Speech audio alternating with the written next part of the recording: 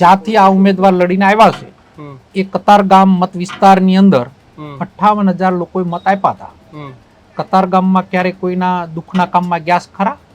કોઈના સુખના કામમાં ગ્યાસ ખરા? તમને ખબર ને, તમે સુરત આવતા જે વાત હું કરી રહ્યો છું એ વાત મને પૂછવા કરતા તમે કતારગામના મતદારોને પૂછી આવો અને લોકોની સુધી, વિસાવદરના ઘર ઘર સુધી આ વાત જાય.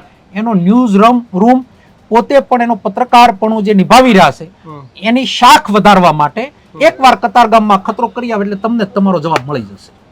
પણ એ તો કે છે કે ભાઈ જનતા ત્યાં પછી એમનું ના રહ્યું એટલે હવે અહીં લડવા આવ્યા. કદાચ અહીં ધારાસભ્ય બનશે તો લોકો પાસે જશે. બનશે તો જાશે, નહીં બને તો જવાના નથી. બનશે મોટો પ્રશ્નાર્થ છે. આમ આદમી પાર્ટી જે અહીંયા વાત કરી છે, ખેડૂતોની વાત કરે છે, ગરીબોની વાત કરે છે, વંચિતોની વાત કરે છે, આ વાત બનશે તો કરશે. અમારો ઉમેદવાર તો બને તો પણ કરશે, નહીં બને તો પણ કરે.